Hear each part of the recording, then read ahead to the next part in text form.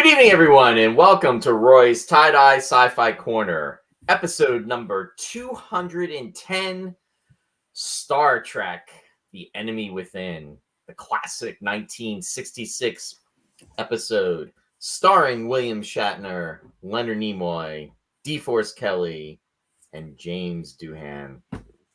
With me tonight to discuss this classic is my friend, my co-host, the one and only, Mr. Ross Amico. Ross, welcome. Hi, Roy. Thanks.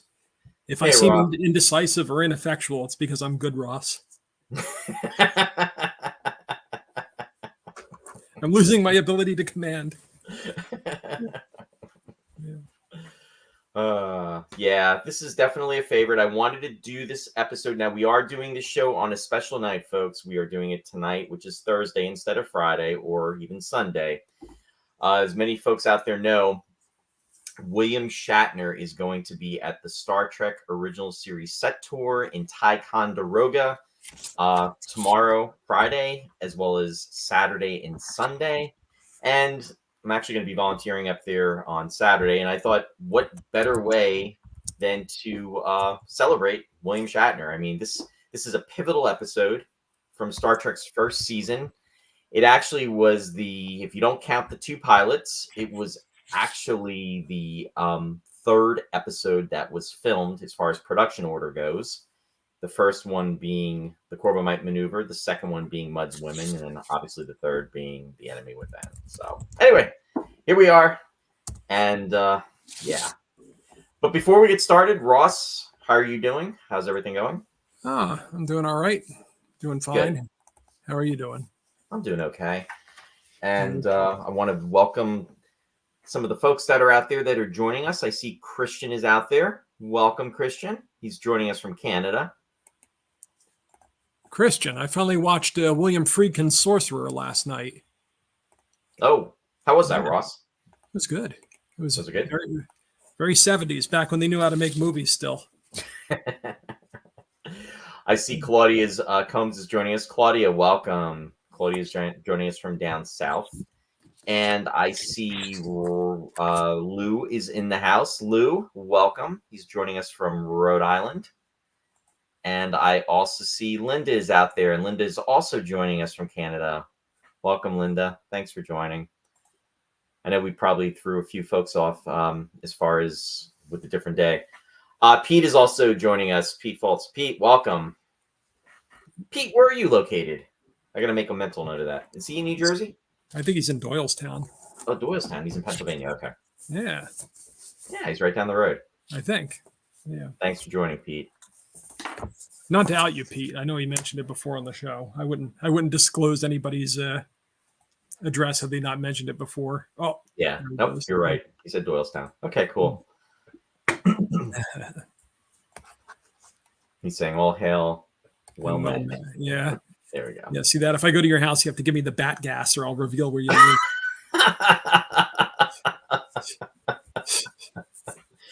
A harmless anesthetic.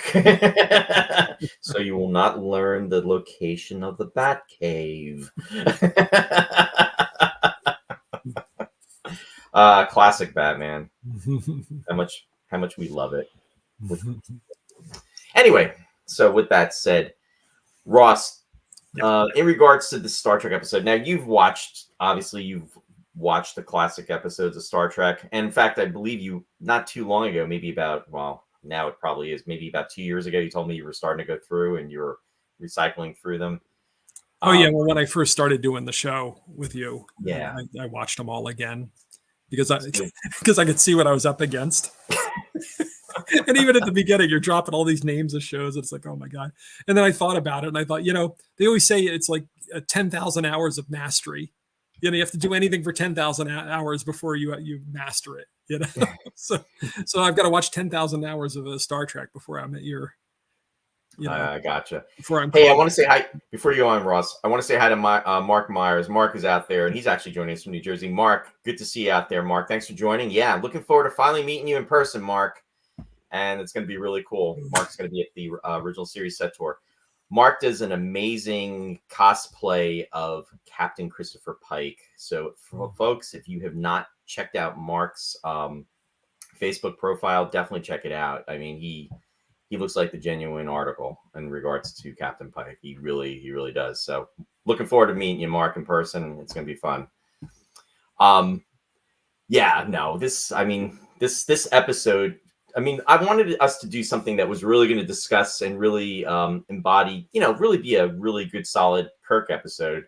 And I thought, let me think. And I was like, it just kind of like, hit me after maybe 5 seconds. And then I was so excited about it. I went over to Shari and I said, hun, what do you think as far as in regards to a really good Trek episode that's, embodying Kirk and really the essence? And right away she said, oh my goodness, the one where he's split into two halves. And I said, you got it, The Enemy Within. So I thought you were going to ask her if it was going to piss off Ross if you posted we're going to do it.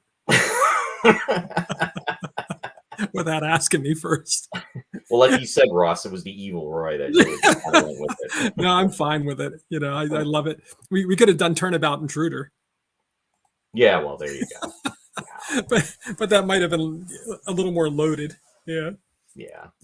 But yeah, no, I love this one. Yeah. No, this is great. This is it's so early in the run, and already it's just fun Star Trek. Well, and that's just it. And there's so many components to this episode and things that we're going to touch upon, which is just exciting in itself, because really, in regards to character development and just establishing the personalities, I mean, who Kirk is and what makes him up. And then this is also such a powerful episode in regards to the character of Spock and McCoy as well, too, defining their relationship, but also really finding about what makes Spock Spock. I mean, he really gets personal, and you even see the deep respect he has for Kirk, and I mean, being there for him, and he's making sure that he's not going to trip up, and making sure that after everything that happens, he doesn't expose his frailties, his weaknesses. It's just it's so powerful on so many angles. Now, are there things that could have been a little bit better in regards to production and some items? Yes, and we'll address those items too. But it was different back then, though. It was we were more into the story, and we didn't need everything to be photorealistic. Sure. To enjoy a show, like you do now. Everything's got to be like over CGI'd and everything. Everything's got to be meticulously done and still look terrible. But here you can totally get into the story and mostly suspend your disbelief. Yeah, and there's so much that's going on in this episode, which is incredible. And I'm sorry, for as much as I love Star Trek and I have all respect for it, I love the cheesy aspects of it. I have a lot of affection for that too. When a dog shows up in a snowsuit or something, how could you not love that? No, and I'm so able to look past that. It See, I don't look past it. I just love it. I embrace it. Yeah, I just it's real to me. So I just it doesn't. Either way you take it, it doesn't ruin the episode. No, not at all. Because it's like so classic Trek. I mean, you've got the silliness, but at the same time, it's thoughtful. They have philosophical conversations. You get into the psychology of the characters. And it's engaging and it's entertaining. It's fun. So Absolutely. It's got all the elements that make Star Trek great. Hey, I just want to say hi to Nick McCarty. Nick is joining us from the UK. Nick, welcome. And also I see Colin is out there as well, too. Also joining us from the UK. Welcome, Colin. Great to see you out there. And Lou, yes, Marblehead is also joining us, and she's right behind me. Making an appearance. In her unicorn outfit. I see Brennan is out there as well, too. Brennan, welcome. Great to see you out there. Yeah, so let's talk about the episode. And it essentially starts off, and we're on the planet, and this planet is very unique in the sense that the temperature is going to drop to extreme below zero temperatures when it's after sundown. We're setting the stage with that, where essentially humans will not be able to exist for long periods of time on this planet. And essentially what they're doing is they're doing an exploratory mission on the surface. One of the things I do want to point out is, and I'm just going to throw a quick slide up, and I remember catching this originally, and I almost did like a double take. Did you catch this, Ross? Is it the dog? No, it's not. It's not the dog. I did a triple take, Roy. What do you see in the back? Is it a Jedi? What's going on back there? It's actually Kirk's uniform. It does Oh, not have he doesn't have the the insignia Delta, on there. the insignia. Yeah. Okay. No, I don't know that I noticed it. Yeah. So what happened there? So in You have time to regards to slow that, down? I Yeah. guess when it was out to be cleaned, I guess it was something that they just it didn't make it back on when they were doing it, and it got missed as far as Okay. through continuity and everything. All right. So that's just one of the items. But with this episode, though, we really get to learn, as I was saying earlier, about the different aspects of the characters and also the ship as well too. It was kind of setting the stage. So as I was saying, they're down on the planet, exploratory mission, and what happens is one of the geologists actually falls and gets hurt. And when he falls off a rock. He gets covered in this kind of yellow soft ore and cuts himself pretty badly. And what he does is he beams back up. His name is Fisher. When he's beaming back up, they're actually having a delay with the transporter, and it's really a kind of a cool effect because you can see, they're trying to bring him in and they're wrestling with it. They finally get him to materialize on the pad. In fact, there you go, and there he is. And this raises a lot of concern with Scotty because he essentially says that to Wilson, the transporter chief Wilson, that there was almost like a burnout. And he tells him to get a synchronic meter to check it. And then Kirk calls in saying that he's ready to beam up. And then Scotty's doing his check. Scotty beams Kirk on board. And even with that, there's a delay. But he makes it on board. And he's like kind of like stunned and kind of like out of it. And Scotty walks him out. And then as soon as he walks him out of the transporter room, the transporter starts going a little crazy on its own. And in fact, you can see the red alert is kind of like flashing on its own. And then what appears, and William Shatner does this wonderfully, he's not facing the camera when he materializes on the pad. And what he does is he does like this pivot and then he turns.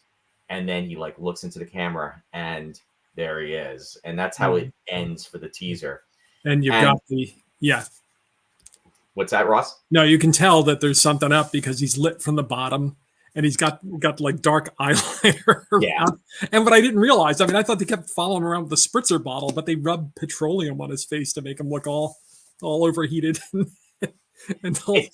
all sweaty. And then the lighting is incredible too. And that's one thing that, Star Trek's first 2 seasons were known for. Jerry Finnerman, who did the lighting for Star Trek. Amazing. Something's up with Kirk.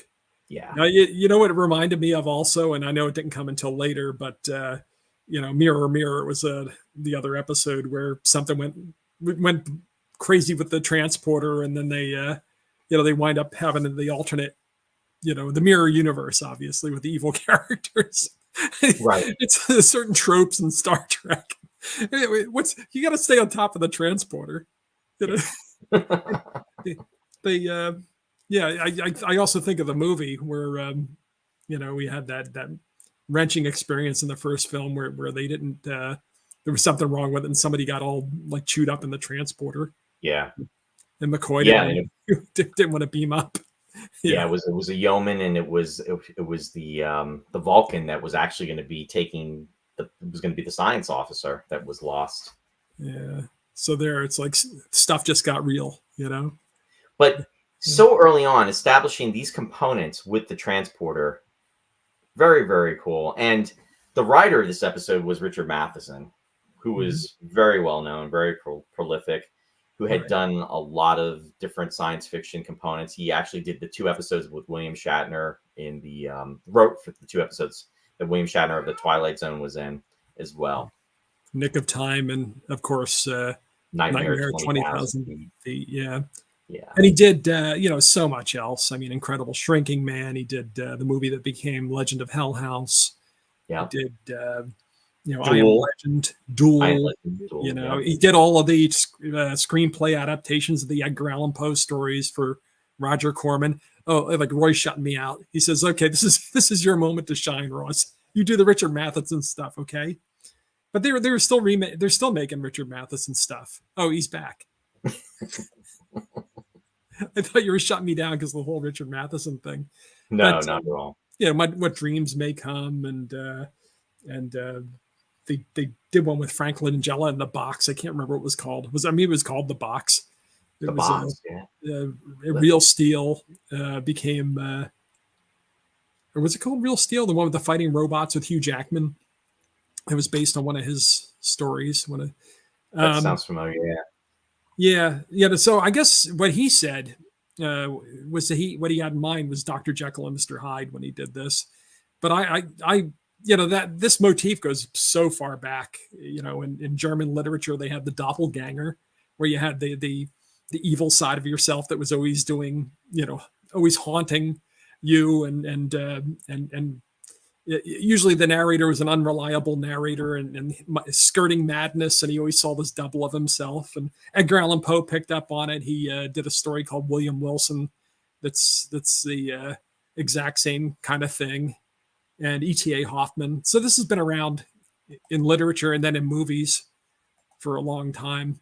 And we've talked about other movies about how the dark side of somebody is manifest. We just talked about it with American Werewolf in London, how the bestial nature comes out. And there was something else we just talked about. And I was trying to think about it right before we went on. I thought about it yesterday and I forgot to write it down. But we see this all the time with the kind of the qualities, if you want to call them that, the characteristics that we try to rule or keep in rein in or keep in check, so that we don't, our ids don't run amok and we don't just murder and rape and get drunk on Saurian ale. Saurian brandy. Saurian brandy. I'm sorry. Because that's the first thing I would do. Yeah. It really made for a really compelling story, because what was being attention was given to is the fact that you have your good side and you have your bad side, but you need both almost to function as a person. And depending upon what you're doing, you need that strength as being depicted in this specific story, where he can't function in his command role, where he's able to make strong decisions and stick by it. He's very indecisive. So the indecisiveness is at play. Right. The weakness, the fatigue, the almost being scatterbrained. He's got low testosterone. Passion. Yeah. He's not driven. But that's the interesting point that this episode makes, though, because all those other stories that we talk about, they generally divide into like Dr. Jekyll and Mr. Hyde. Mm-hmm. But here, Spock makes the observation that it's possible that some of these negative features, when harnessed properly, achieve positive ends, and he's able to use that aggression, with his intellect to rein that in and be able to command, Yeah. So there's two parts of we contain multitudes, and there's the good and evil, has to work together to achieve anything. Otherwise you sit around like me and go, oh, I can't make any decisions. I want to welcome Steve. Steve Belinsky's out there. Steve, welcome to the show. Doing well, Steve. Thanks for joining us. Great to see you out there. Colin said Sulu is baby Jesus. Oh, man. Brendan saying the cleaners probably threw it away like a loss. The insignia. Yeah. Colin saying, who was responsible for the dog urine? Yeah, we were talking about that, Colin. When Dale Cooper in Twin Peaks, after he came out of the Black Lodge. Right. Colin is saying, good film similar to this, an old one starring Roger Moore called The Man Who Haunted Himself. You know what, Colin, I actually watched that not too long ago. And that was a very interesting film. I had never seen that with Roger Moore, and it actually went in a direction that I did not anticipate. And then the ending was kind of unique. So yeah, I definitely agree with that. Steve is saying, why didn't they just use a shuttlecraft down to rescue Sulu and the rest of the landing party? I always wondered.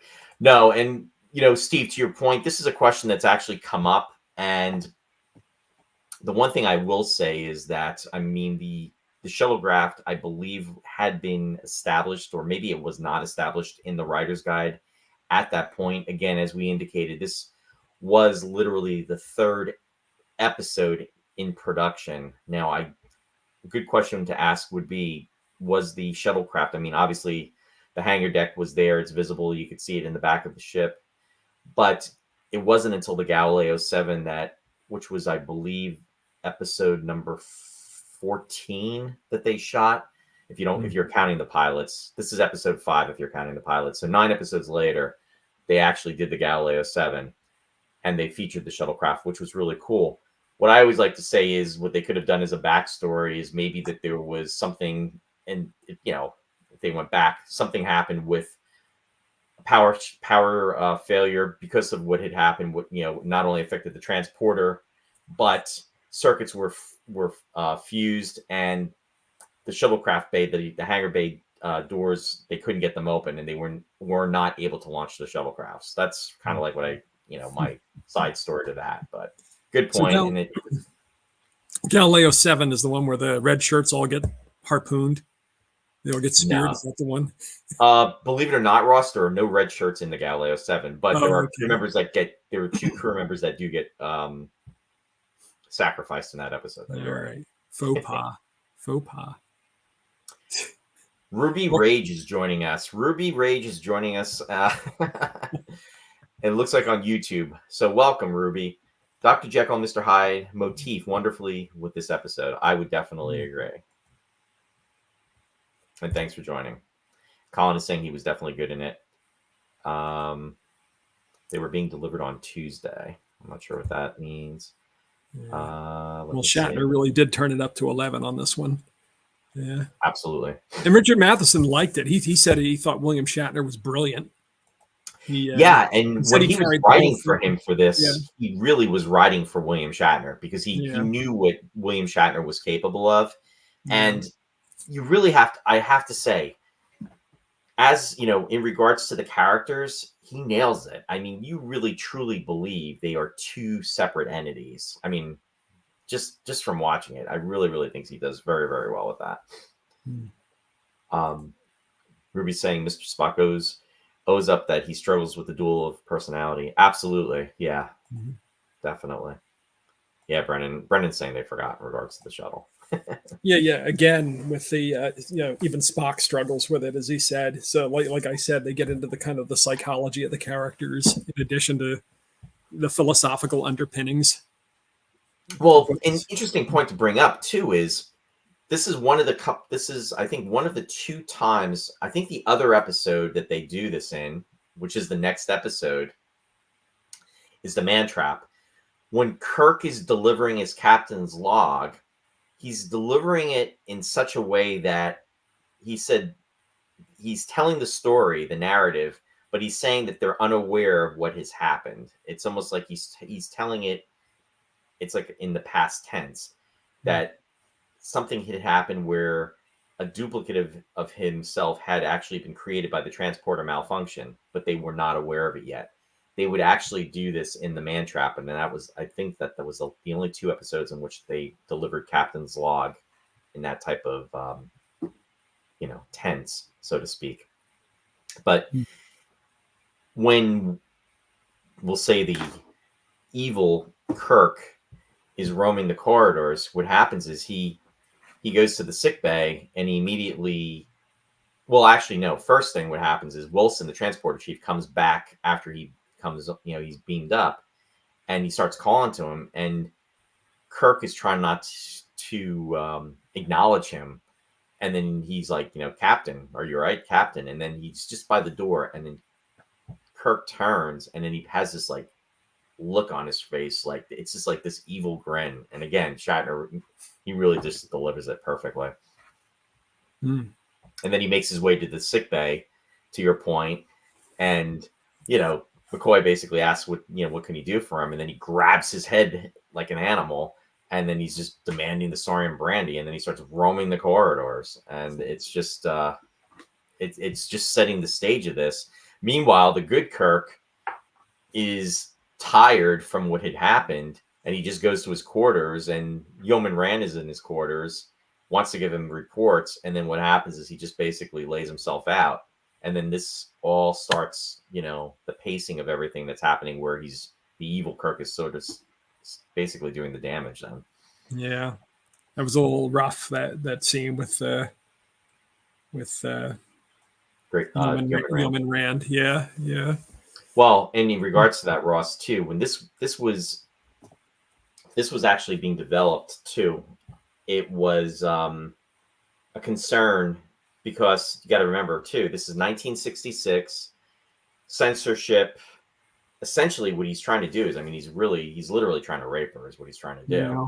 And something like that is just like so violent, and it's for television, and especially in the 1960s, mid 1960s, and they were very there was hesitation on that, but it actually did get through.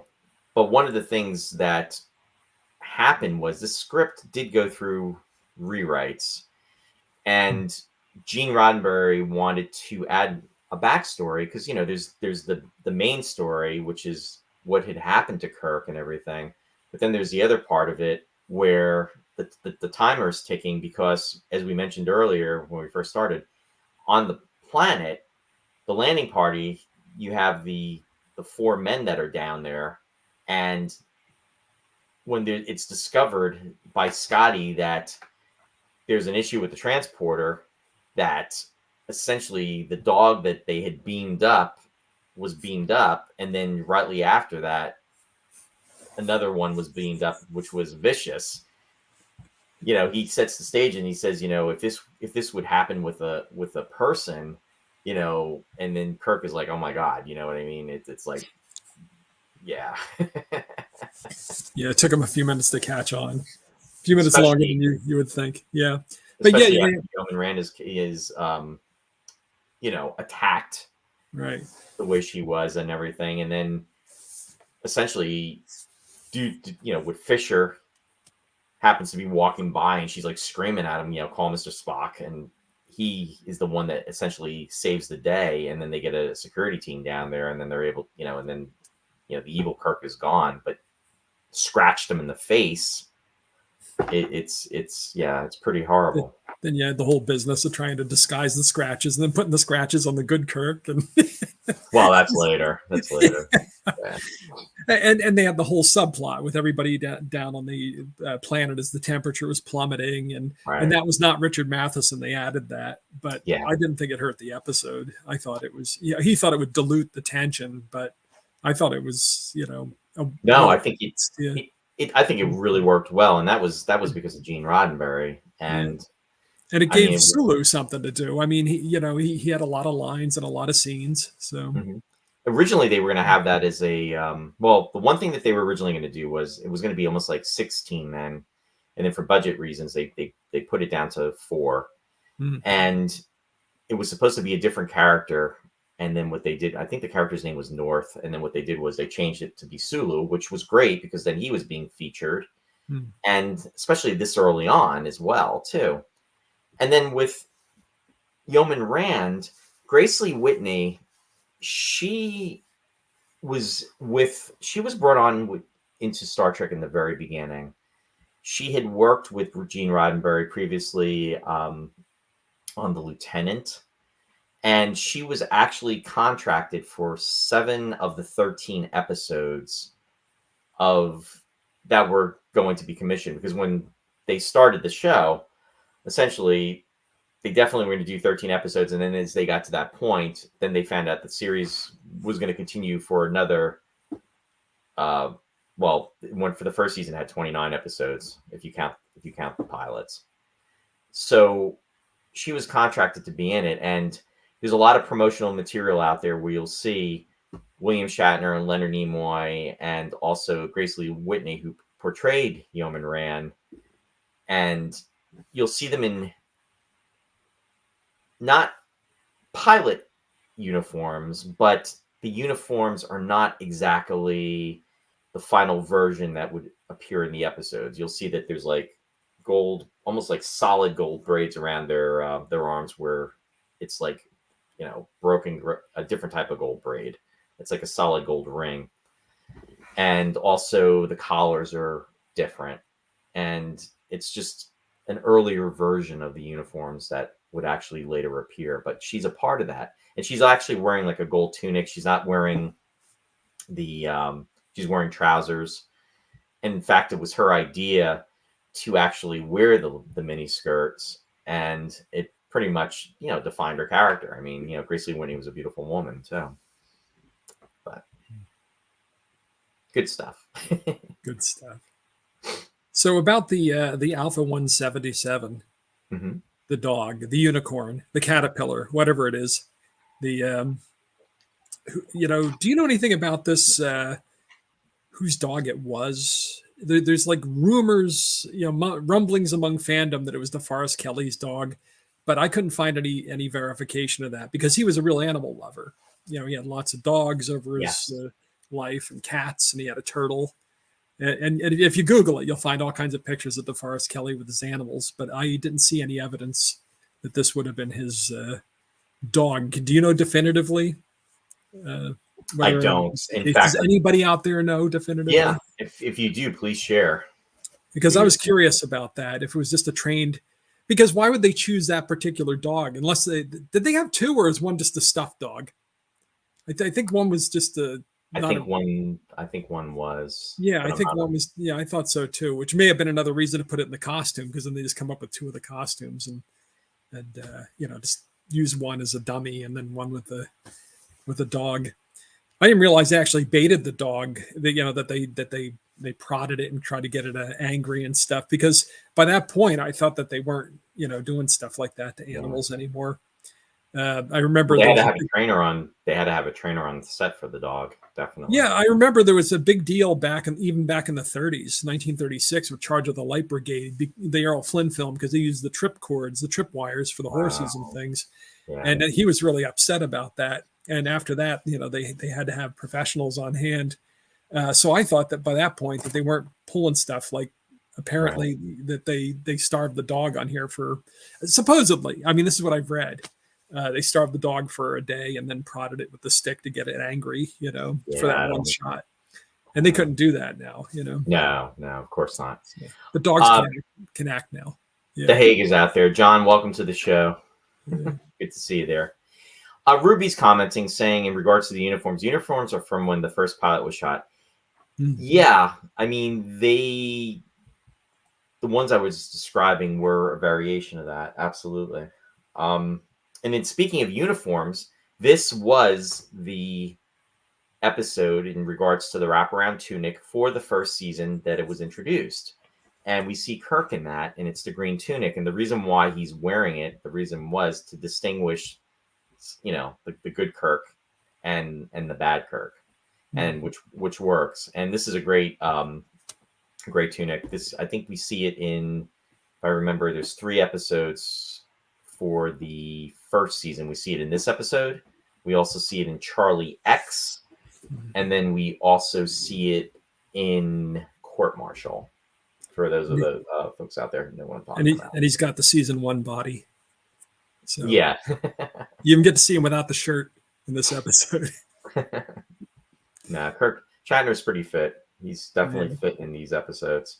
And the other thing that we're introduced in this episode is they have engineering for the first time, which I'm going to share. And the big thing about that was the force perception, which is great. And the photo on the left. Oh, perspective, yeah. Perspective, yeah. Yeah, like, and again, folks, I'm dropping this a lot. If you have not been to the Star Trek original series set tour in Ticonderoga, you definitely have to get up there. It is, I mean, what James Cawley has done is amazing up there, and it is, I mean, when you're walking on those sets, it is really incredible. And you can walk in engineering if you do the tour. I mean, it's just like in those photos. It's amazing. But this was a big deal back then. I mean, essentially, too, we were talking about where it gets to the point where situations are occurring. Yeoman Rand was attacked. She meets with McCoy and Spock, and then Kirk is essentially being accused of attempting rape. Essentially, she doesn't want to say it, but almost like raping her. And the other thing is, too, that I read about this, which was very interesting, when they were filming that scene where she's essentially trying to come out with it, and she's really upset, and she's trying to cry. What William Shatner did was he actually gave her a slap, and it really just kind of brought the motivation out for her. It's the William Friedkin approach. Yeah. Because remember, he's doing that with The Exorcist to the actors. Yeah. And it worked. I mean, her performance, I mean, it's, and he's saying it wasn't him. And then what happens is McCoy even brings up that, or actually she brings up that Fisher saw him too. And then he's like, he even starts to say, Fisher saw me. And then he's like, it wasn't. And then Fisher comes around the bend and he's all beat up because the evil Kirk had jumped him and pretty much beat the tar out of him. And he's like, it wasn't. And he said, you know what you're saying? And he goes, yeah, I know what I'm saying. And then Spock, kind of essentially tells Yeoman she can go. And then he says, there's only one logical answer. We've got an imposter on board. But then that's when they find out about what happened with the dog and everything. And they put 2 and 2 together. And he attacks the transporter chief. He addresses the transporter chief by name. So it's like, how do you stop him? Because it's not only he's an imposter, or they think he's an imposter, but he knows everything that Kirk knows. And Spock brings this to Kirk's attention, saying, essentially, you're fighting yourself is what's happening. I mean, what greater enemy is there to fight than yourself?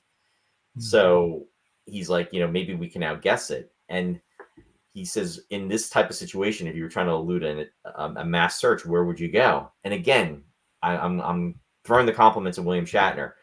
He's thinking, trying to figure it out, and then all of a sudden, his eyes stop.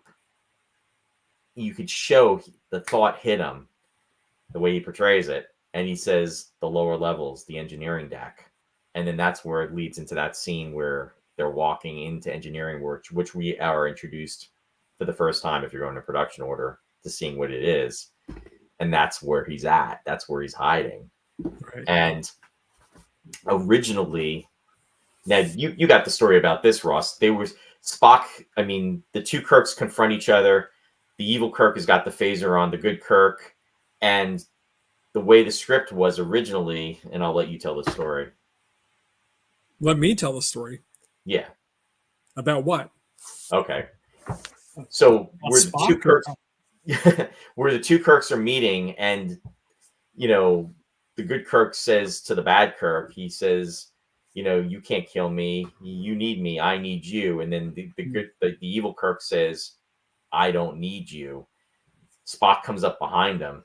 Originally, what was supposed to happen was in the script, he was supposed to karate chop him or slug him.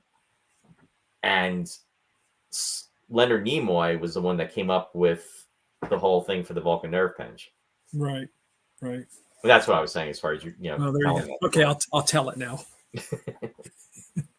I wasn't sure where you were going with it, but yeah. I was going to say there was another thing with, we probably don't want to get too much into it on the show here, but Grace Lee Whitney, it was also uncomfortable because, of course, she left the show early. So seeing the scene with evil Kirk and her, maybe, called up all that stuff. We don't know. I mean, so. Yeah. So crickets. But no, you're absolutely right in regards to that, because unfortunately, I mean, it wasn't this early, but it was later on as time progressed. Like I said earlier, she was only contracted for 7 episodes, and the dynamics with her character, it was almost like and with Kirk too, Kirk and Yeoman Rand, the attraction, the attention, there was obviously the flirting that was going on, but they really never got to the point where they really connected, or I'll say hooked up.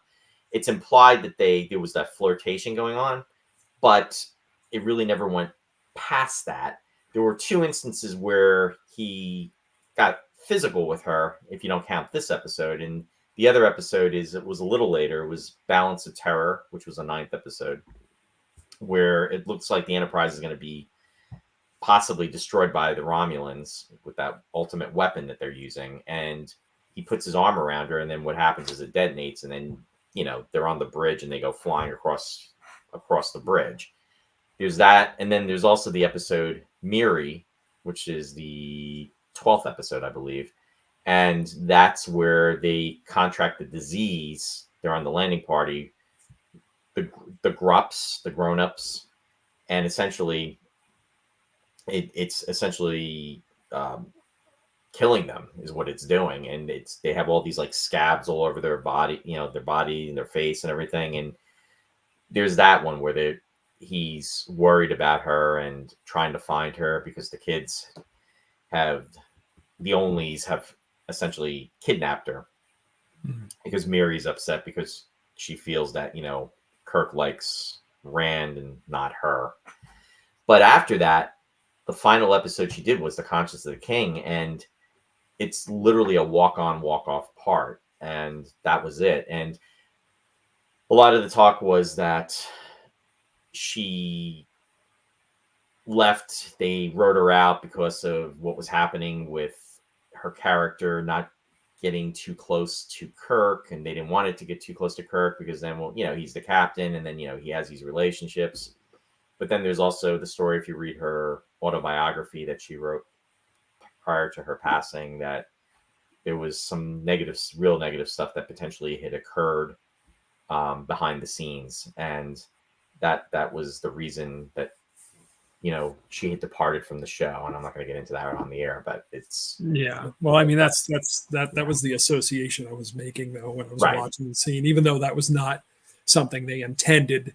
It's like when we go back and watch an old movie, there's not something that they intended in the movie, but we bring our own baggage or our own knowledge from later of what, we find out. And then, we impose it on earlier things and go, oh, this reminds me of, and it makes it doubly uncomfortable. Yeah. And to your point, Ross, I mean, the first season started filming in May of 1966. And again, I'm not talking about the pilots. I'm talking like the Corbomite maneuver. So production started in May 1966. She was heavily involved in that. And then the show premiered in September, on September 8th of 66. By the time it premiered, she pretty much had been gone. So to your point, as an actor, as an artist, as a performer, it had to be really painful because you're a part of something that you were brought in, from right from the beginning. You're a part of it. And then what happens is it's being made, but it's not being televised. It's not being shown to the public.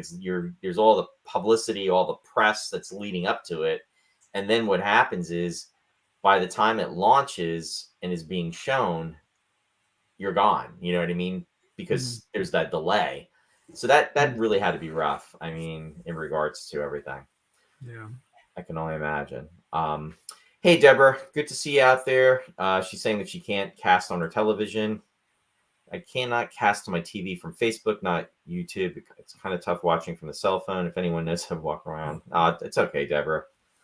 Sorry you're having the issues with it, but we appreciate that your loyalty for our show.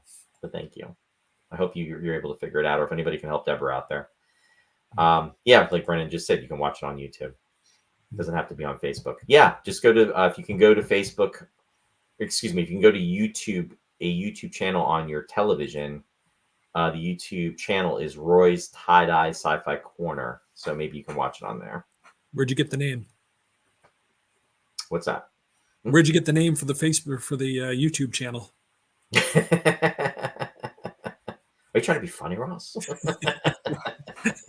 It would have been funny had you got it the first time. Yeah, I got it. I garbled it. I was just ignoring it. Like so many of my like you keep ignoring my comment about the Alpha 177 costume. We're not even going to talk about it. Here, I want to know what the cheesiest Star Trek costume you can think of is. I mean, come on. Is this the cheesiest?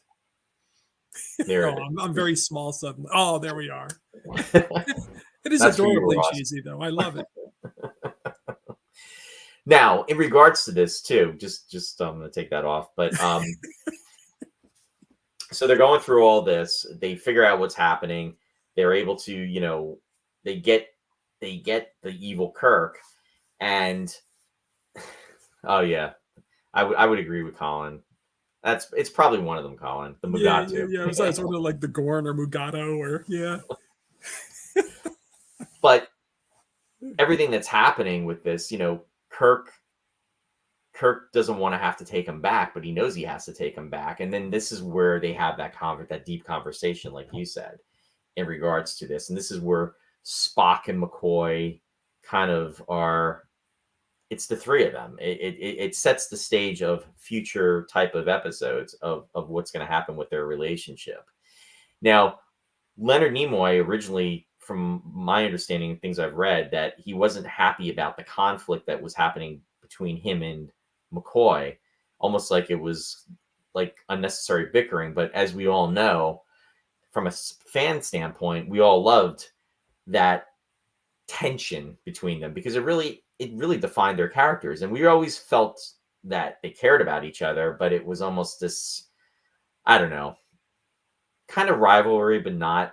I think it was probably more of a rivalry on McCoy's end than Spock's. But then there's also that human aspect of it with Spock.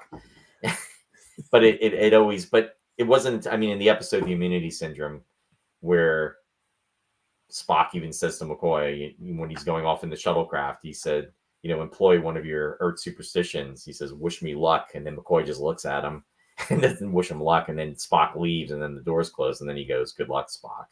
And then later on, when things are looking hopeless for Spock, and he's failing on communications, and he says to Kirk for one of the last times, he says, you should tell Dr. McCoy he should have wished me luck. It's like, oh, the jabs. but that's the stuff that we love, though. Don't you two know you love each other? we get a really good he's dead Jim in this one too. It's the first one. Dead Jim. It's a lot of firsts in this episode, Ross. That's the one. It's such a good one. I mean, come on, you have the you have the dog in the transporter. He's dead. Now, here, I mean, honestly, okay, so we find out now again. This whole thing is going on with the men on the planet. They're going to freeze to death. Everything's happening, and essentially, when the evil Kirk attempts to fire at the good Kirk, they're in engineering. Scotty's down there, and he says he found out the problem with the transporter. He said the ionizer is pretty much shot, and Kirk asked for a status report. He said they can't fix it within less than a week. So that's setting the stage that the landing party is going to be frozen like 7 times over because they can't get down to them, and essentially there's a situation with him being split into 2 halves, but Spock being Spock with Scotty come up with this potential solution where they can get the transporter to work, and they want to send the animal through to see if it works. And didn't you feel bad for the animal when it was on the pad? I feel bad for, what, that's the thing. I'm very sensitive about how they treat animals and animal death, animal injuries and things in movies. But I mean, when you have the animal in a little dinosaur suit and you put him on there.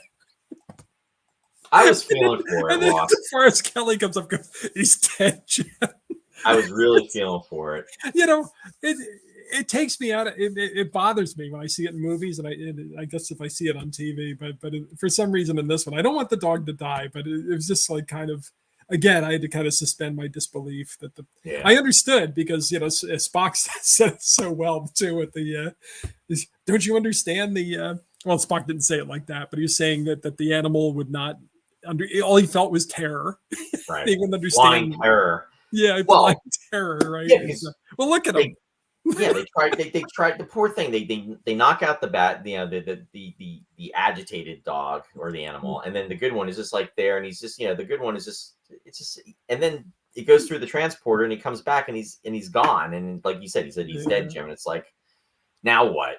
And they're going to do the autopsy, and then of course this leads into what you're talking about, the discussion where was it a transporter malfunction?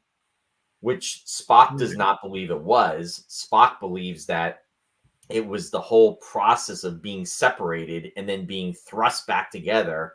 And it's something that the intellect of the dog is not going to be able to understand. Whereas Kirk will have that understanding. He'll be able to emotionally deal with it and grasp it. And his essence, his being will win out with that. And McCoy is trying to like deflate that, saying, like almost like he doesn't know what he's talking about. And then that's where we really learn about Spock. And he said it's about being split into two halves is not something that's foreign to him. And he expresses that he has two halves, a human half and an alien half. He doesn't say Vulcan. He says he has an alien side. And he said that they're constantly at war with each other. And it's the intellect that causes them to win out over both. I mean, it's pretty powerful. Yeah. and well, I mean, and who of us, if we really acknowledge it, doesn't war with themselves? You may not consciously grapple with yourself, but you're making decisions all the time and acting certain ways. And it's not always easy. Yeah.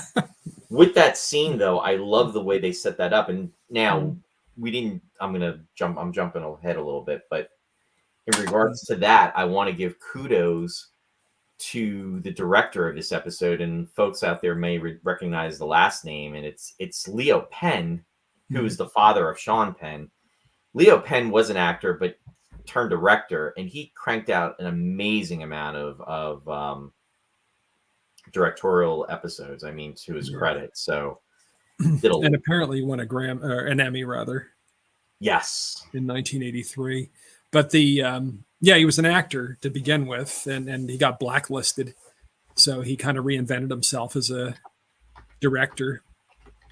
Which is pretty amazing, which is really cool. We'll talk a little more about that maybe when we get to the composer too, because it was the same deal. Yeah. Yeah. But he was the father of Sean Penn and Chris Penn. Yes. Yeah. Chris Penn too.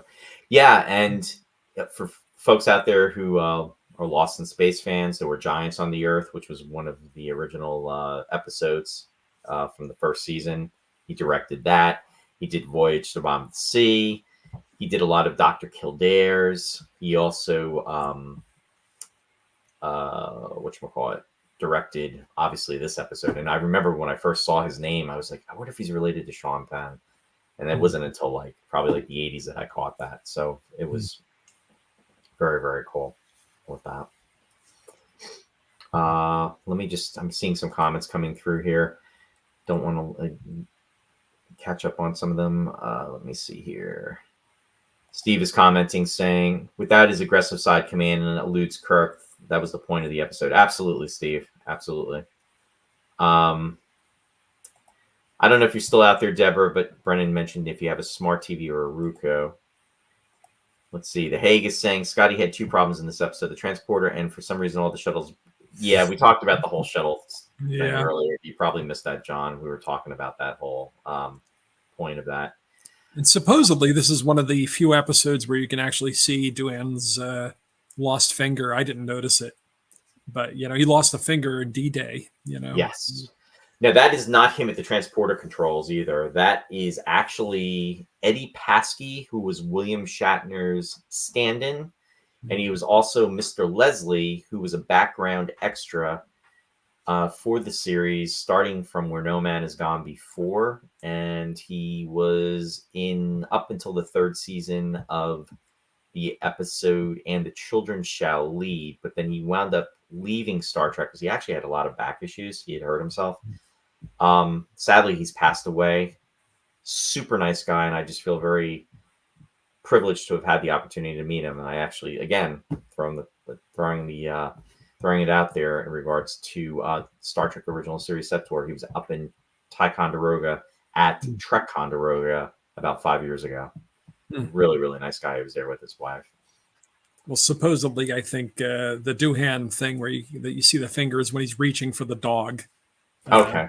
In that scene, but I didn't notice it. I wasn't watching for it though, I must say. No, I'm gonna have to go back and check that out. And for Richard Matheson, he said Shatner was brilliant and he made the show. James Doohan, when he was asked about it, he described Shatner's performance as pretty okay. Yeah, well, that's because it was pretty okay. Yeah, I mean, it's unfortunate, but there was a lot of tension with that. But he really, I really think William Shatner really, was exceptional in this episode specifically, and so early on, it was just definitive. I mean, in regards to defining the characters and going back into that too.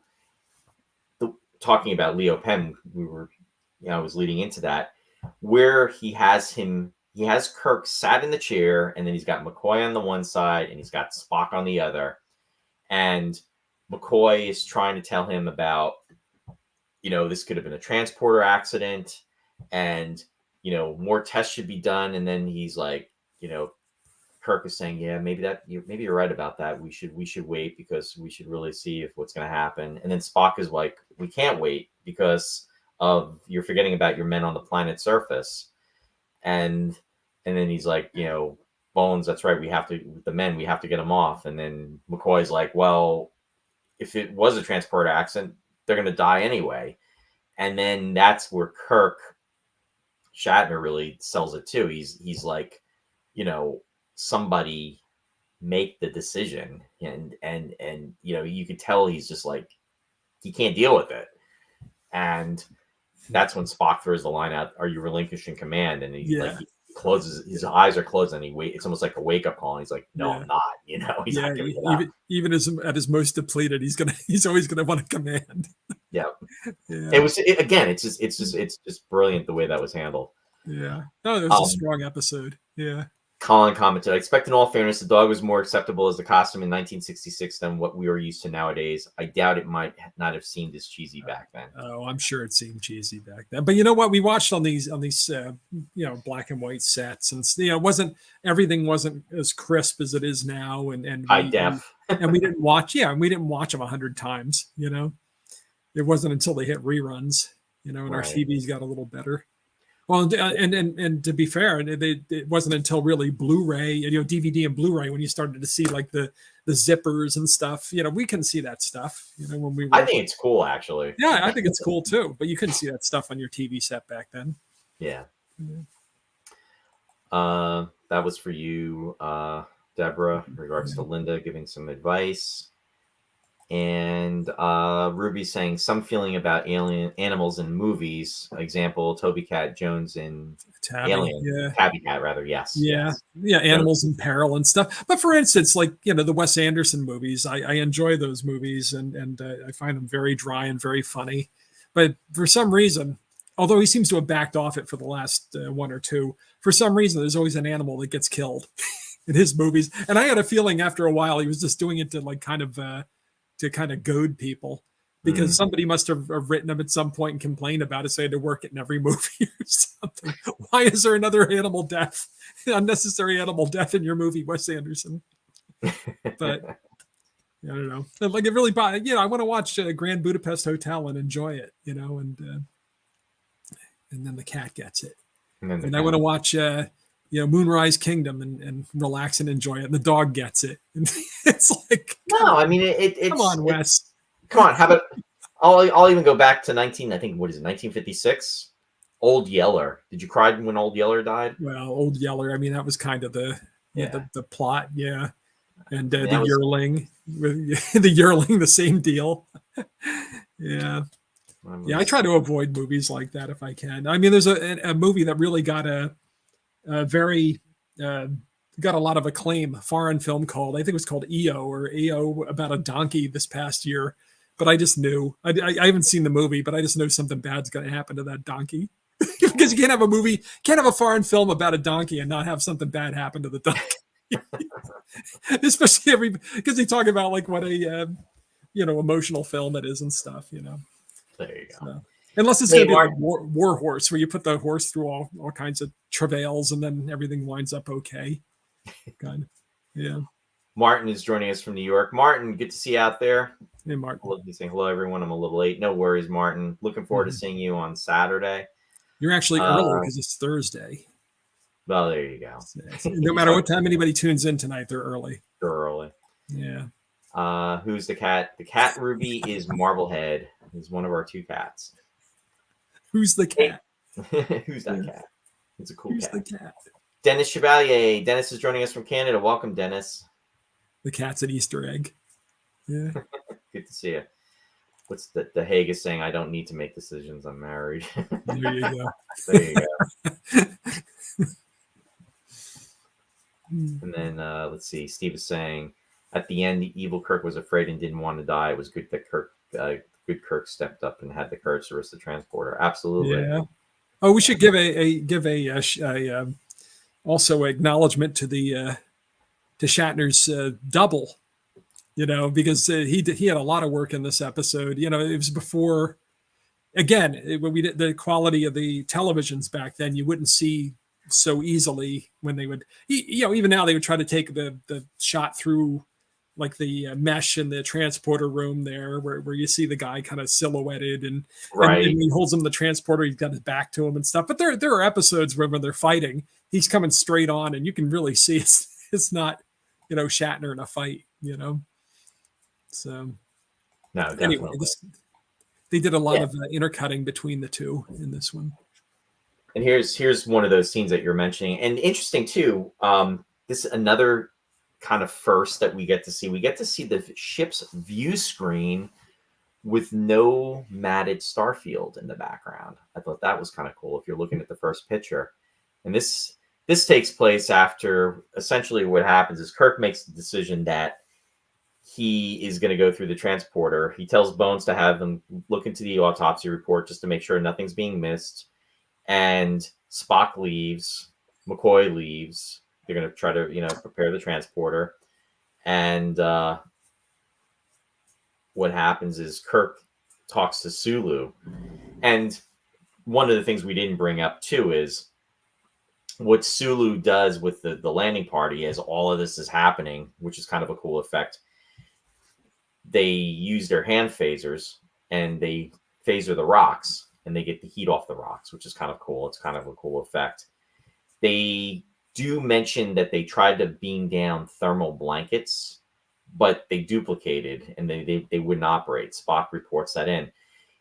What I'm surprised that they didn't do is that they didn't send down like more blankets, because even if they duplicated, it would have been better than the sheets that they were covered in, because those sheets weren't not going to keep them warm by any means. So that was, to me, that was kind of a a loose end with that.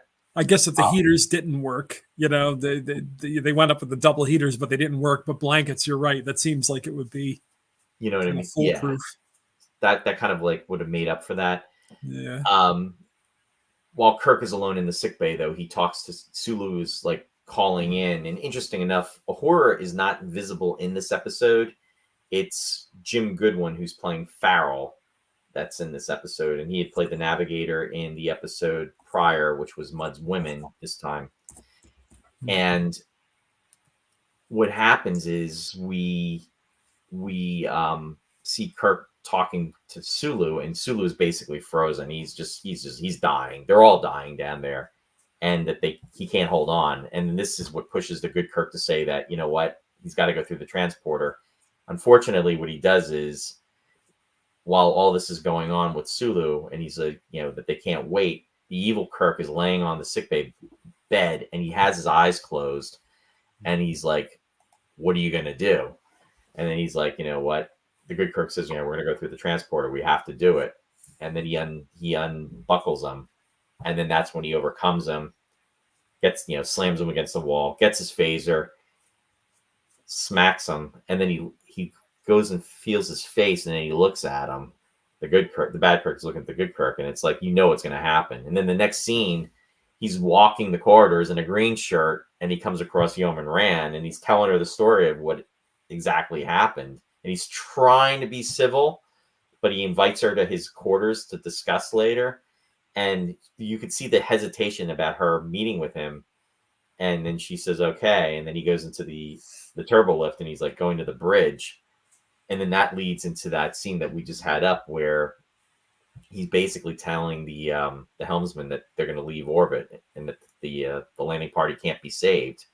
And then that's when the good Kirk, along with Spock and McCoy, enter the bridge. And then the evil Kirk is saying, you know what, grab him. He's the imposter. And then McCoy and Spock are like, no. And Farrell's like, you know, Mr. Spock, what do we do? And then Spock says, we'll let the captain handle this. And then the evil Kirk is getting all upset. And he's like, you know, I'm the captain. And they're looking at him like, no, you're not. There's more and more jelly on him.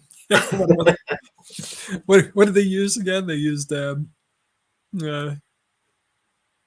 what they put on him. It wasn't petroleum jelly. Petroleum, yeah. Slathered on the petroleum jelly, make them all sweaty. No, and then what happens is when we do a show, I'll put petroleum jelly on. And then he loses it. And he starts grabbing people by the heads and he's throwing them. And he's like, I'm the captain.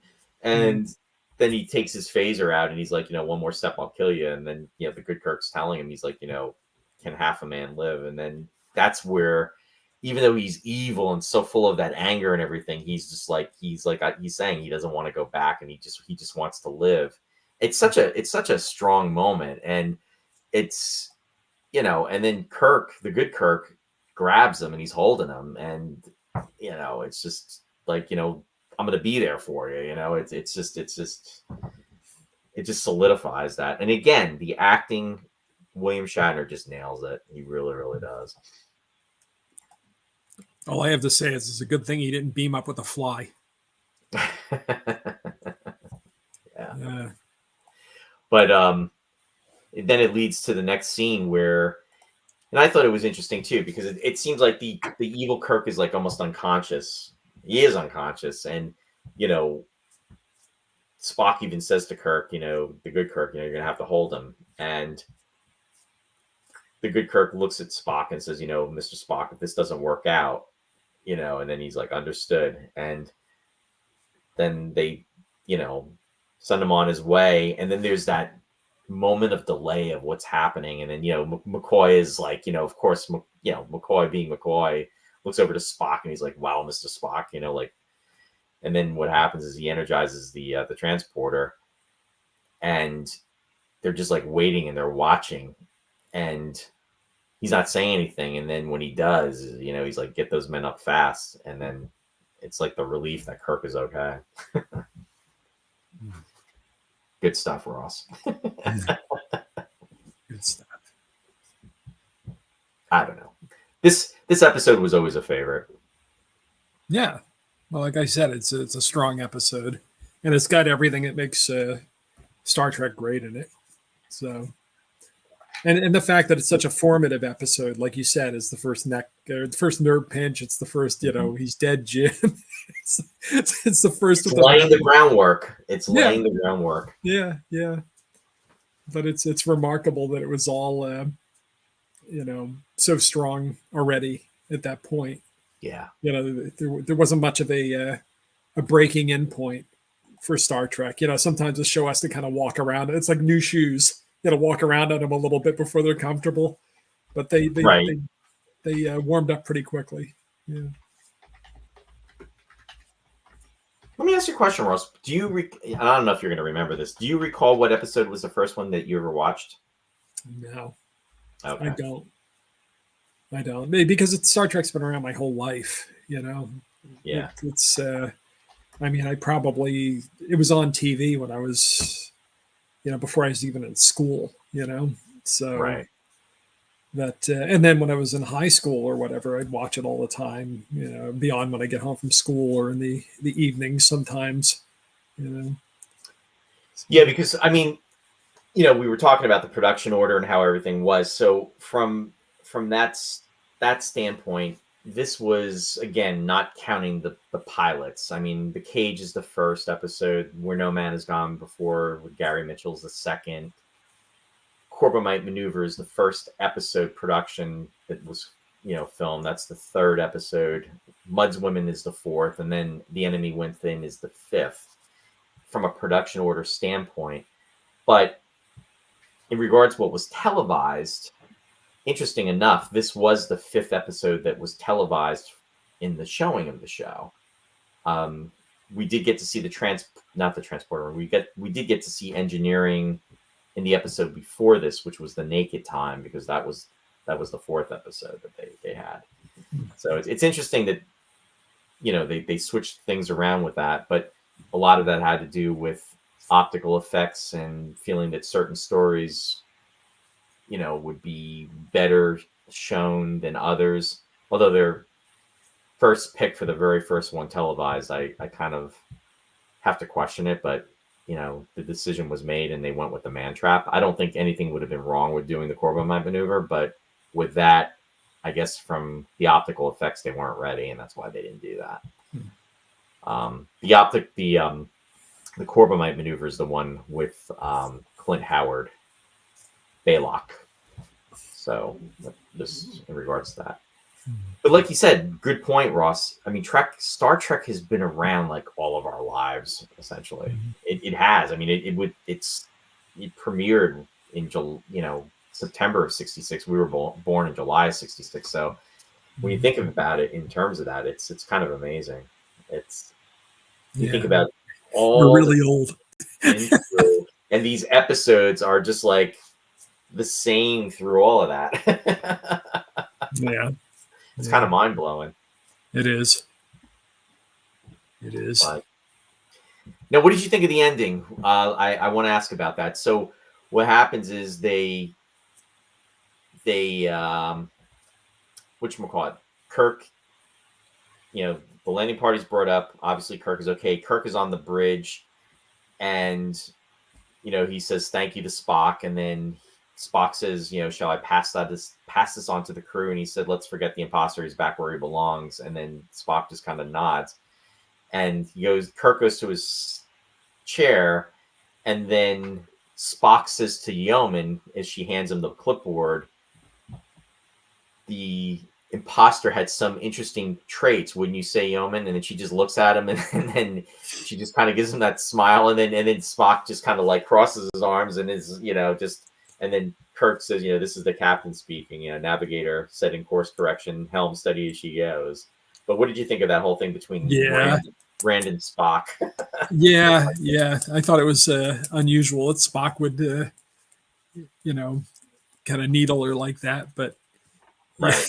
they probably wouldn't do that now. But, you know. Right. Especially after everything that she had gone through, right? Yeah. I mean, it was just, exactly. That just kind of seemed out of place. Yeah, a little bit. But ending on the note with him in the command chair and, you know, him giving the order, it was just like, it was a fitting ending, you know, to the episode. Yeah. And if you go to Ticonderoga, you can sit right in the chair like that. Yeah, we did it. We did it. Yeah, somewhere there's some photos of me in the chair. Yeah. And what's going to be really cool is if you go to Ticonderoga, William Shatner will be sitting in his chair again, and you can get your pictures taken with him. It's so cool. And that's this weekend, right? That's this weekend. It's starting tomorrow, Friday, Saturday, and Sunday. Yeah, definitely did the plug. It's Beloche. It's Belloc.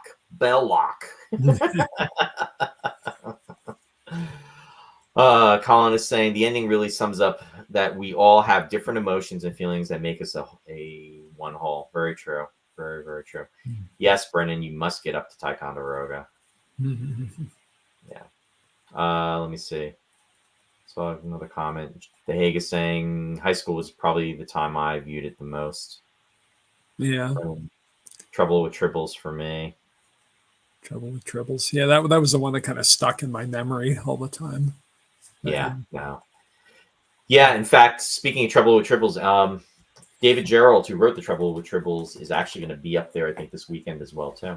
Which is kind of cool. Also, Darren Dockerman is going to be up there. And Darren worked on the redoing the effects, the re-release of Star Trek: The Motion Picture.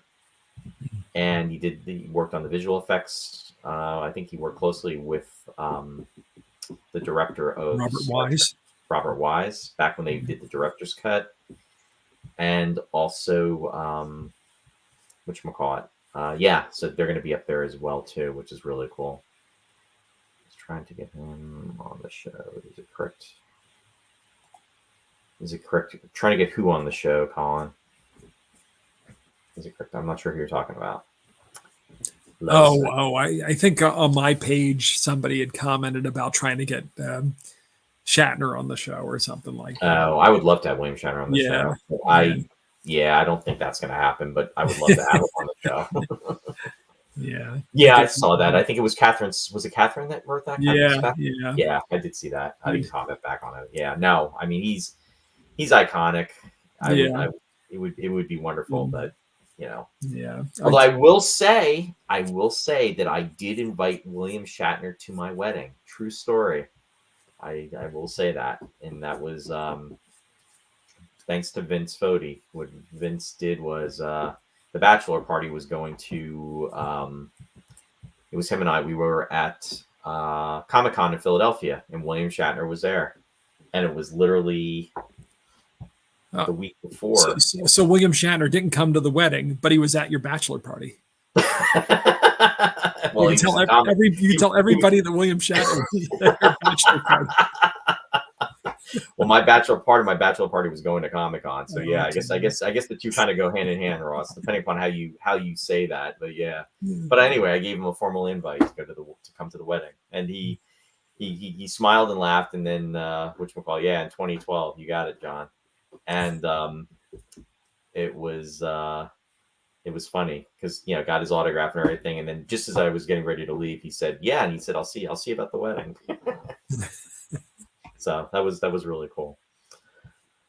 But one of the things that we didn't talk about, and just going to throw it up there, is if anybody actually remembers this, it was back in 1983.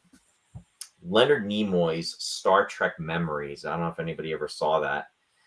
And it was pretty cool. And Leonard Nimoy actually talked about the Vulcan neck pinch and everything, how it came about. And he also talked about the sign, as far as the live long and prosper. But when he was telling the story about the neck pinch, he said it originally was in the script where he was supposed to use the butt of his phaser and knock the evil Kirk out, and he felt that Spock was a more civilized character and he wouldn't do this.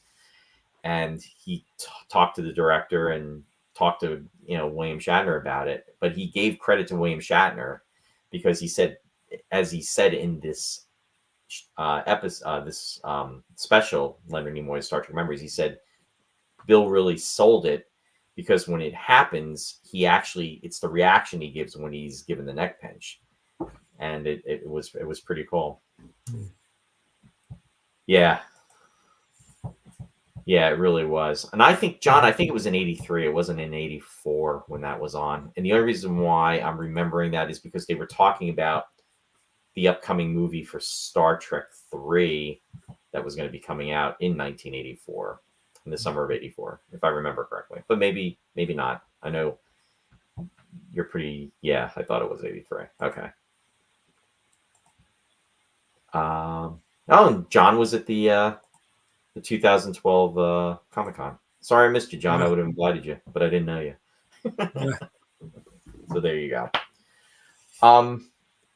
We talked about Richard Matheson. We talked about Leo Penn.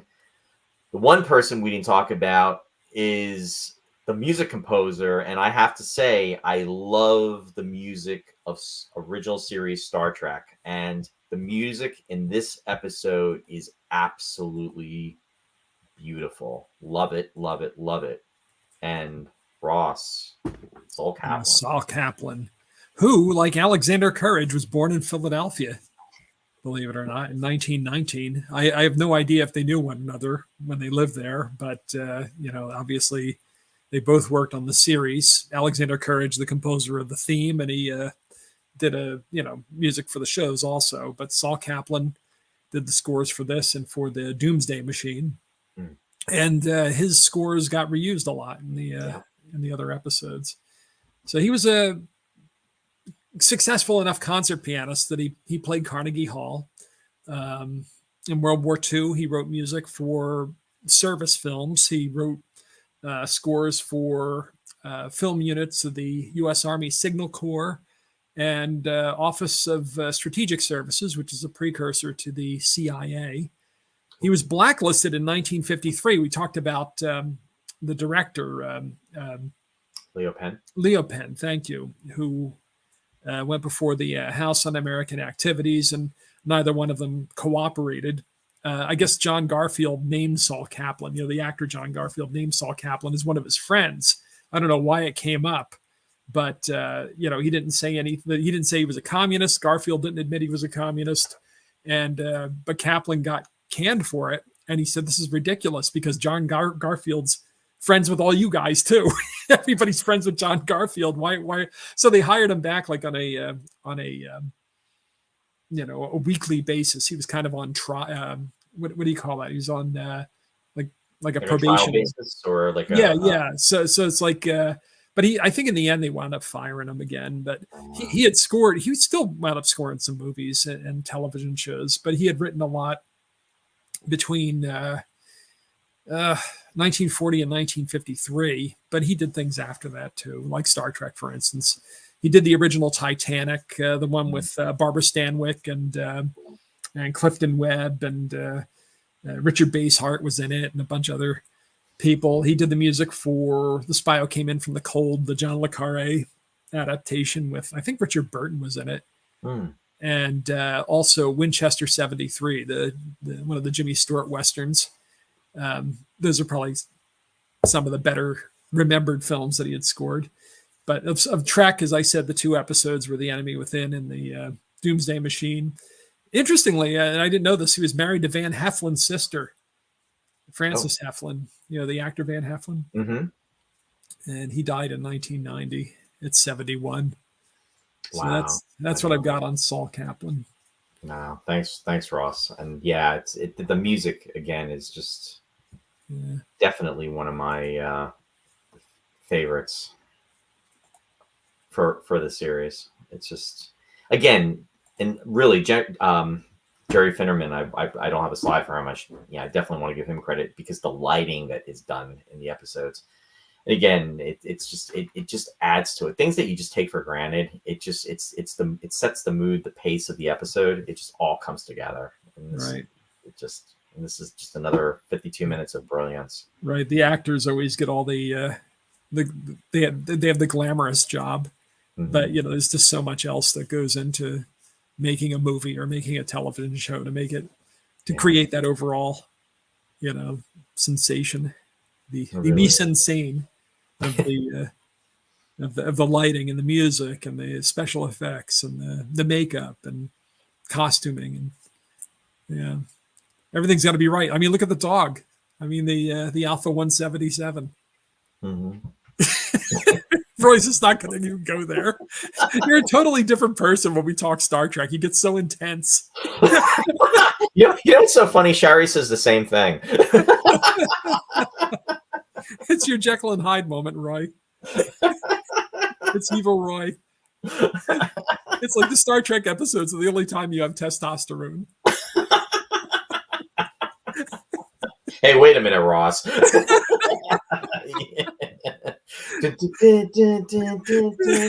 start fighting with the giant Q-tips. Yeah. Oh boy. Too funny. Anyway, don't mess with Trek. Yeah. What's that? Don't mess with Trek. Don't mess with Trek. That's what your entire manner. Don't mess with those 79 episodes, Ross. or else I'll see you in the arena. They fought a duel over Alpha 177. He's dead, Jim. Oh boy. Yeah. Anyway.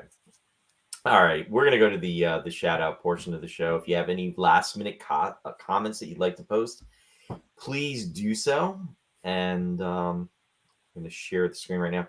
Oh, John, before I do that, John is saying what happened to the other 176. Yeah. 176 what? Alphas. Oh, there you go. Anyway. Yeah. So with our shout outs, we like to bring creative awareness through our shout outs. And with that said, we've been talking about it. So if you have the opportunity, go to the website, which is www.startrektour.com.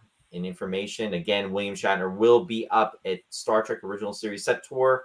That is going to be tomorrow, Saturday, and Sunday. Also, not only that is going on, but the unveiling of auxiliary control. Auxiliary control is being unveiled. This is the latest portion of the set that James has actually completed. I can't wait to see that. We first saw that in the Doomsday Machine, so really, really cool. I was also mentioning too that Darren Dockerman is going to be up there. Dave Blass, who was production designer for the 3rd season of Picard, is also going to be there as well too. He's been up to the set tour before, so that'll be really cool. And I believe, like I said, David Gerald is also going to be there too. So if you have the opportunity and you're in the Ticonderoga area, or you're not too far and you can get up there, definitely check it out. So. Again, that's this coming weekend. And like I said, I'll be volunteering on Saturday. I'm going to be driving up very early morning Saturday. And then I'm going to be driving back very late Saturday night. So that is going on. Want to give a shout out to Mike and Mary Beth from our friends at Sci-Fi Distilled. They are actually up there now because I think they got up there. I think Mary Beth got up there today. I think Mike got up there yesterday, if I'm not mistaken. But anyway, they are not having a show this week, which would have been yesterday. In regards to next week's episode, which will be November 22nd, which will be next Wednesday, the day before Thanksgiving, they have not announced anything. So stay tuned. And they deal with sci-fi of the 80s, 90s, and beyond. And again, that's Mike and Mary Beth for Sci-Fi Distilled. So stay tuned for that. And also, want to give a shout out to our friends at Country Gate Playhouse. My friend Bill, Scarrato, is the owner of the Playhouse, and they are currently, and I believe they even have rehearsal tonight. They are working on "It's a Wonderful Life," a live radio play, and this will be going on from December 9th to December 17th. So if you're in the Harmony or Belvedere, New Jersey area, and next month, mark your calendar, check out the website, which is www.countrygate.org, or you can also go to Bill Scarrato's website, which is www.billscarrato.com for information in regards to showtimes and the play dates for the play. So it's going to be a fun show. And also, Vince is not out there tonight watching in the comment section, but Vince is going to be in the show too. So very happy about that. Vince has been going through a lot of stuff with everything.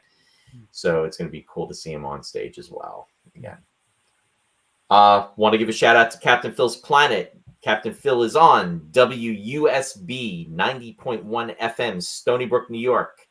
And the captain's schedule is on Friday nights between 9 p.m. and 11:30 p.m. Eastern Standard Time. You can go to the station's website to find out additional information. And again, that is Captain Phil's Planet. I also want to give a shout out to our friends at Trek Talking, a Star Trek podcast, and thank them for their support of this show. Definitely check them out. They are on Facebook. And again, you can tune into them at Trek Talking, a Star Trek podcast. And then also want to give a shout out to Martha in regards to Studio One Thrift. And if you have not checked out her website, you can go to www.studioonethrift.com. And she actually has the store up and running. It's not only a virtual store, but it's a physical location. And if you register, you will get quality, stylish, affordable clothing that you can purchase for either men and women, and also receive styling tips and informational updates. But you must register on the website. And again, that is www.studioonethrift.com. And Ross, if you can let everybody know what you've got going on in regards to your stuff. Okay, these are the 2 recorded shows I've got now heard on KWAX. I see Roy popped out. He says, I'm not going to stick around for this. Anyway, so the shows are on the KWAX on the West Coast right now. They're in Oregon. And Picture Perfect's The Movie Music Show. Since we're not on tomorrow night, you might want to tune in and check out The Movie Music Show. It's usually conflicting now with our broadcast of Roy's Tie-Dye Sci-Fi Corner. But this week is the Thanksgiving show, so I'll be doing music from Friendly Persuasion by Dmitri Tiomkin, also Our Town by Aaron Copland, Plymouth Adventure by Miklos Roja, and also the Building the Barn sequence from Witness by Maureen Jarre. So that's tomorrow night on Picture Perfect, 8 o'clock Eastern Time. It's actually 3 hours earlier on the West Coast, 5 o'clock there. The Lost Chord is Unusual and Neglected Classical Music, and that's Saturday night at 7 Eastern Time, or out on the West Coast, Saturday at 4 p.m. And that's Eugene Ormandy and the Philadelphia Orchestra in a continuing series of American classics. So I'm doing those for 3 weeks. Ormandy and the Philadelphia Orchestra with all these mid-century American composers. The website's there. You can see where you can stream them at University of Oregon. KWAX is the radio station, Quacks. And you can find out more by visiting my Facebook page at Classic Ross Amico. I'll write up Picture Perfect tomorrow morning. Thanks, Roy. Thanks, Ross. And Ross, what happened? How was the show? It must be good, Roy. It's much less intense. Roy is here to talk about Star Trek. You're all blue, Roy. What happened? Thus the different shirt. I'm the good Roy. Yeah, and here I thought that the scratches on your face were from the cat. I was just having some fun, Ross. You were having a little fun with me there. Anyway, just want to wish everybody, because the next time we're going to be back will be after Thanksgiving. So want to wish everyone that is in the U.S., our U.S. Viewers, a very, very happy Thanksgiving. That'll be next Thursday, which is literally a week from today, which is kind of crazy to think about. And Ross and I will be back, which will be Friday, November 24th, and that'll be at 7 p.m. Eastern Standard Time. We have not decided on what we're going to be doing, so stay tuned. We will let everybody out there know probably in the next few days ahead. We're just going to decide on that. But yeah, and I would ask too, if you haven't already, if you can please be sure to either subscribe to the show on Facebook or YouTube, or both. There's no charge for that, and it's just that it just helps with just getting the word out. And also, please feel free to share the show and just let folks know about it. I'm hoping you enjoyed it. But yeah, this was fun, Ross. Good. This was really cool, and I hope you enjoyed it. And you can never go wrong with Star Trek. No. And as I said, this was a strong episode. So yeah, very much so. Good choice.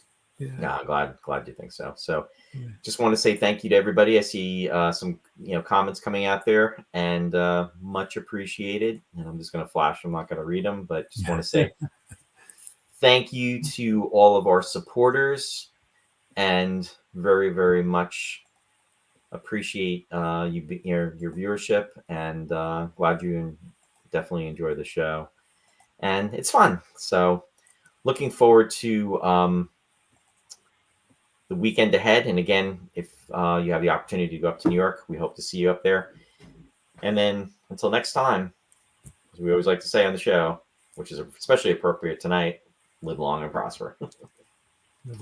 Take care, everyone. Have a good night. Happy Thanksgiving. Happy Thanksgiving.